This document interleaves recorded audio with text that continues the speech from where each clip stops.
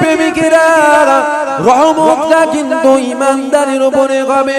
এইবার আসেন ঈমানদার কারা? আসেন আমার নবী পাকের মাওলুদ শরীফ আপনারা মানাচ্ছেন, আমার নবী পাকের মিলাদ শরীফ আপনারা মানাচ্ছেন। এ যুবকেরা ঈমানদার কারা আর কোন নবীর মাওলুদ মানাচ্ছেন একটু মিলিয়ে দেখলাম। এ ছেলেরা যুবকেরা আল্লাহ পাক নামাজকে ফরজ করেছে, আল্লাহ পাক রোজাকে ফরজ করেছে, আল্লাহ পাক হজকে ফরজ করেছে, আল্লাহ পাক যাকাতকে ফরজ করেছে। এ রাজওয়ানিরা নামাজ এটা হলো আমল, রোজা এটা হলো আমল, হজ এটা হলো আমল, যাকাত এটা হলো আমল, তাসবিহ এটা হলো আমল, কোরআন তেলাওয়াত করা এটা হলো আমল। এ যুবকেরা বাপ মায়ের খেদমত করা এটা হলো আমল, হালাল দেখা, হালাল বলা, হালাল শোনা এটা হলো আমল। ঈমানটা কি? ঈমানটা কি? ঈমানটা কি? কেননা নামাজ পড়ার আগে তোমাকে আমাকে ঈমানদার হতে হবে। এ যুবকেরা আল্লাহ পাক পাঁচ ওয়াক্ত নামাজকে ফরজ করেছে, আল্লাহ পাক কাদের জন্য নামাজ ফরজ করেছে এটা আপনাকে আমাকে জানতে হবে। কারণ আল্লাহ পাক আপনার আমার জন্য নামাজকে ফরজ করেননি। যদি বলেন কি বলছেন আপনি, হ্যাঁ আমি ঠিক বলছি, আপনার আমার জন্য আল্লাহ পাক নামাজকে ফরজ করেননি। যদি বলেন কেন, আমার আল্লাহ পাক পৃথিবীর মানুষের জন্য নামাজকে ফরজ করেননি। আমার আল্লাহ পাক আবু বকর সিদ্দিকীর জন্য নামাজকে ফরজ করেছিল, আমার আল্লাহ পাক ওমর ফারুকের জন্য নামাজকে ফরজ করেছিল, আল্লাহ পাক উসমান গানির জন্য নামাজকে ফরজ করেছিল, আমার আল্লাহ পাক মাওলা আলীর জন্য নামাজকে ফরজ করেছিল।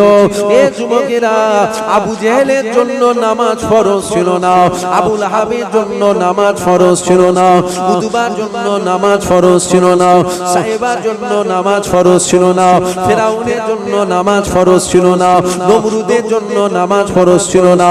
এ রাজওয়ানিরা আবু বকরও মানুষ ছিল, আর এদিকে আবু জেহেলও মানুষ ছিল, ওমর ফারুকও মানুষ ছিল, উসমান গানিও মানুষ ছিল, ফেরাউন নমরুদও মানুষ ছিল। তাহলে দুজনের জন্য নামাজ ফরজ নয়, কার জন্য নামাজ ফরজ? আবু বকর সিদ্দিকীর জন্য ফরজ ছিল। আবু বকরের জন্য কেন ফরজ ছিল? আবু বকর ঈমানদার ছিল, তাই আবু বকর সিদ্দিকীর জন্য আমার আল্লাহ পাক পাঁচ ওয়াক্তের নামাজ ফরজ করেছিল। আবু জেহেলের জন্য ফরজ নয়। আমরা মনে করি আল্লাহ পাক পৃথিবীর মানুষের জন্য নামাজ ফরজ করেছেন। না না, কার জন্য ফরজ নামাজ? ঈমানদারের জন্য। কার জন্য? ঈমানদারের জন্য আমার আল্লাহ পাক নামাজ ফরজ করেছে। আবু জেহেল ঈমানদার ছিল না, ওর জন্য নামাজও ছিল না। আবু বকর ঈমানদার ছিল, তাই আবু বকরের জন্য আল্লাহ পাক পাঁচ ওয়াক্ত নামাজ ফরজ করেছিল। জোরে বলুন সুবহানাল্লাহ। এ জওয়ানিরা, আব্বারা, তরুণীরা, এ আমার নবী পাকের প্রেমিকেরা, এ যুবকেরা, তাহলে ঈমানটা কি? ঈমানটা কি? ঈমানটা কি? একদম সংক্ষেপ করে আপনাদের কাছে বুঝিয়ে দিয়ে যায়। নামাজটা হলো আমল, নামাজটা হলো আমল। নামাজ যদি কাজা হয়ে যায় আল্লাহ দরবারে কাঁদাকাটা করেন, ও রব্বি আল্লাহ পাক আপনি দয়াময়, আপনি আমাকে maaf করে দেন। নামাজ কাজা হয়ে গেছে, ইচ্ছা করে হোক আর অনিচ্ছায় হোক আমি নামাজ কাজা করে ফেলেছি, আল্লাহ পাক আপনি আমাকে maaf করে দেন। আল্লাহ পাক আপনি আমাকে maaf করে দেন। একবার maaf চান, দুবার maaf চান, পাঁচবার maaf চান, 10 বার maaf চান। মনে রাখবেন আমার আল্লাহ পাক একদিন না একদিন আপনার নামাজ কাজার গুনাহকে maaf করে দেবে। এ যুবকেরা, কিন্তু খবরদার জানো আমার নবীর শানে কাতরা পরিমাণ সরষে দানার থেকেও ক্ষুদ্র পরিমাণ বেয়াদবি যেন না হয়ে যায়। কেননা নামাজ কাজা করলে গুনাহ হলো, গুনার মাপ আছে। আর মদিনাওয়ালার শানে কাতরা পরিমাণ যদি বেয়াদবি করে ফেলো ওখানে আর গুনাহ হয় না, ওখানে ঈমান চলে যায়। সারা পৃথিবীর আহলে সুন্নাত ওয়াল জামাতের উলামাদের একটাই রায়, আমার মদিনাওয়ালা শানে কাতনা পরিমাণ সরষে পরিমাণ বিয়াদবি করার জন্য তুমি বেঈমান কাফের হয়েছো, তুমি বেঈমান কাফের হয়েছো, তুমি বেঈমান কাফের হয়ে গেছো। তাহলে নামাজ কাজা করার জন্য গুনাহ হলো, আর নবীর শানে বিয়াদবি করার জন্য বেঈমান হলো। এ রাজওয়ানিরা, এ নবী পাকের প্রেমিকেরা, আল্লাহ পাক তোমার আমার নবী পাকের সম্মান দিয়েছে। পৃথিবীর জমিনে কারো সম্মান আল্লাহ পাক এত দেননি, পৃথিবীর কারো ক্ষমতা নাই আমার নবী পাকের সম্মান কমাবে। আমার নবী পাকের আল্লাহ কত ইজ্জত দিয়েছে দেখো। আল্লাহ পাক 12 রবিউল আউয়াল সোমবার শুভে সাদেকের সময় 570 খ্রিস্টাব্দে আমার আল্লাহ পাক পৃথিবীর জমিনে কাকে পাঠিয়েছিল? এ যুবকেরা, আল্লাহ পাকের দরবারে ঈসা নবী বলেছিল, ও রব্বি আল্লাহ পাক আপনি যাতে রাজি আমি ঈসা তাতে রাজি। মুসা নবীকে আল্লাহ যখন জিজ্ঞাসা করেছিল, মুসা নবী বলেছিল, ও রব্বি আল্লাহ আপনি যাতে রাজি আমি মুসা তাতে রাজি।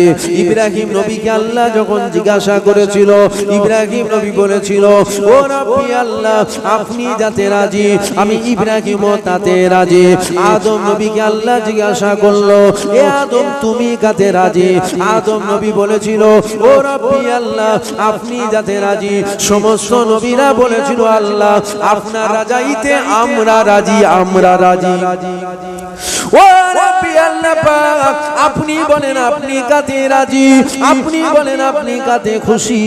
কেন আপনার রাজাইতে আমরা রাজি, আপনার খুশিতে আমরা খুশি। সমস্ত নবীরা সাক্ষী দিয়েছিল, আল্লাহ আপনি যাতে রাজি আমরা নবীরা তাতে রাজি। এইবার আল্লাহ পাককে যখন জিজ্ঞাসা করা হলো, আমার আল্লাহ পাক বলেছিল, এ আমার নবীরা শোনো শোনো শোনো শোনো শোনো, এ আমার নবীরা শোনো শোনো শোনো শোনো শোনো, আমার হাবিবুল্লাহ যাতে রাজি, আমার রাসূলুল্লাহ যাতে রাজি, অর্থাৎ আমাদের নবী যাতে রাজি। আমার আল্লাহ বলছে, এ আমার নবীরা শোনো, আমি আল্লাহ স্বয়ং তাতে রাজি। সমস্ত নবীরা বলছে, আল্লাহ আপনার রাজাইতে আমরা রাজি। আল্লাহ বলছে, হাবিব আপনার রাজাইতে আমরা রাজি। জোরে বলুন সুবহানাল্লাহ। হাবিবের রাজাইতে স্বয়ং আমার আল্লাহ পাক তিনি রাজি। হুজুরকে মোহাব্বত করেন, হুজুরকে ভালোবাসেন, হুজুরকে প্রেম করেন।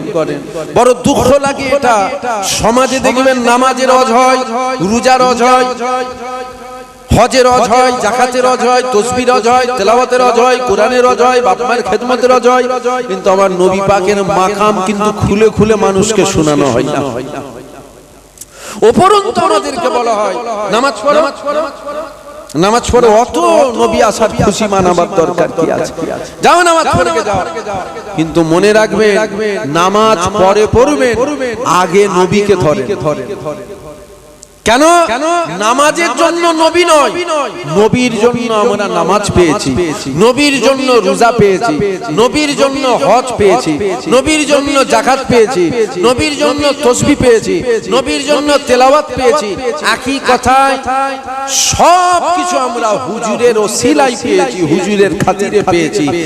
আগে নবীকে ধরেন, তারপরে নামাজ পড়েন, তবে তো এই নামাজ আল্লাহ নেবে। তাছাড়া কি করে নামাজ পড়ে পার হওয়া যাবে? একবার দরুদ শরীফ আল্লাহুম্মা